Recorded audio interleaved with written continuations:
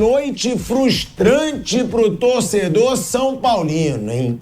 Torcedor São Paulino lotou o Morumbi, fez festa pro Lucas Moura, fez festa pro Rames Rodrigues, os dois apresentados pra torcida, mais de 50 mil na arquibancada do Morumbi.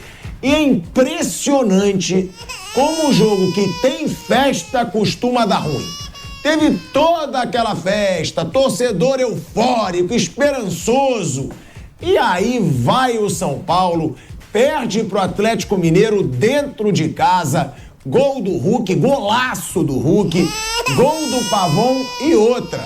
O Lucas Moura, que foi o estreante, o cara que reestreou no São Paulo, marcou o pênalti, né? Ele que cometeu o pênalti do segundo gol do Atlético Mineiro, mas ó, entrou bem. O Lucas entrou se movimentando, entrou buscando o jogo. E o importante, né, Souza, você que é ídolo São Paulino, o importante tá por vir, amigo. O importante, o que conta pro torcedor São Paulino é: Rames vai enfrentar o Corinthians, Lucas vai chegar 100% já pra jogar contra o Corinthians, porque o torcedor São Paulino, principalmente agora com essa fase ruim no Brasileiro, ele só quer saber dessa semifinal da Copa do Brasil, saber se ele vai ter a esperança de conquistar seu primeiro título de Copa do Brasil na história, né, Show? É verdade. Prazer, satisfação estar contigo. Obrigado, Brunão. Não, na verdade, quando era festa na minha época, não tinha como dar errado. Na minha época, sempre a gente concluía a festa com eficiência, né? Hoje em dia que está difícil ser São Paulino, é verdade, mas assim, não me surpreende o resultado de hoje. São Paulo, desde a época do Rogério, é um time que oscila muito, né? Não é um time ainda 100% confiável. Mesmo com o Dorival esse ano, eu vou lembrar vocês aqui, em um jogo que ganhou de 2-0 do Sport pela Copa do Brasil, tomou 3 gols do Sport dentro de casa. Então o São Paulo ainda tem esse problema, não é um time tão confiável, né? Chegou 2 peças que, diante do torcedor, se criou uma euforia muito grande, o que é normal, um time muito tempo aí, com muito jogador da base, né? Onde o nosso principal jogador é o Caleri, né? Um cara que briga dentro de campo, mas não é um cara diferente.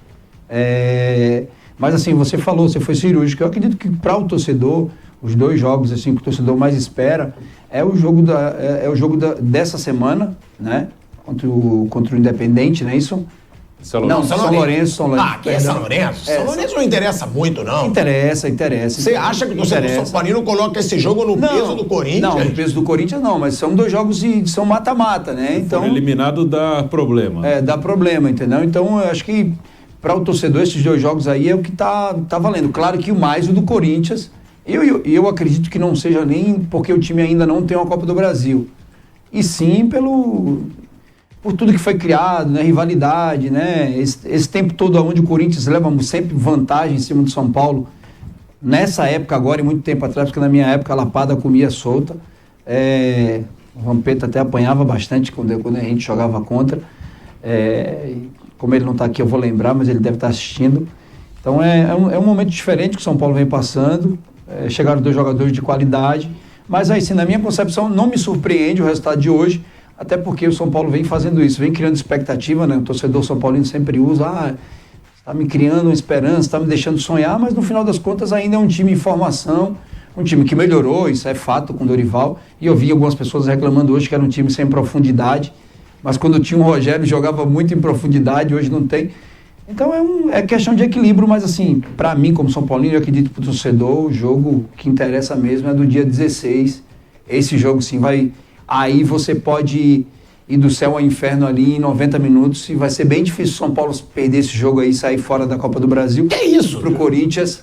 Vai ser bem difícil, já tá metendo essa, o Corinthians. Não, eu falo assim, difícil para o clube em si, no decorrer da competição. Então, mas você acha que o São Paulo é favorito porque chegaram esses caras? Eu acho que não. Eu sempre falei antes do jogo contra o Corinthians, do primeiro jogo, não existe favoritismo em clássico.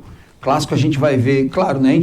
Jura que você vai falar isso pra mim? Vou falar pra você. Jura, eu te respeito por você não ficar em cima do muro. Não, mas aí você vai vir com o discurso que todo mundo fala. Clássico não tem favorito. Tem que ter um favorito. Se tivesse tanta diferença de São Paulo e Corinthians, se fosse Palmeiras e São Paulo, eu diria, o favorito é o Palmeiras. Se fosse Palmeiras e Corinthians, eu dizia, o Palmeiras é o favorito. Mas essas 2 equipes são 2 equipes que oscilam muito. Mas agora você tá falando de uma que chegou Rames Rodrigues e Lucas. Sim. E a outra que perdeu o Roger Guedes, pô.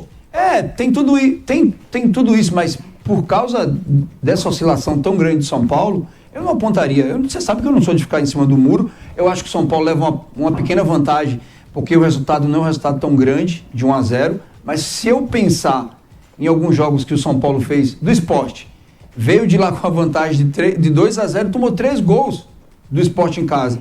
Então ainda não vai me encher os olhos, ainda é uma equipe que me enche os olhos. Vamos esperar o Rames ainda dentro de campo, o próprio Lucas. São jogadores que acrescentam muito tecnicamente, mas hoje em dia não depende. O único time que a gente vê que depende muito de um jogador é o Corinthians hoje.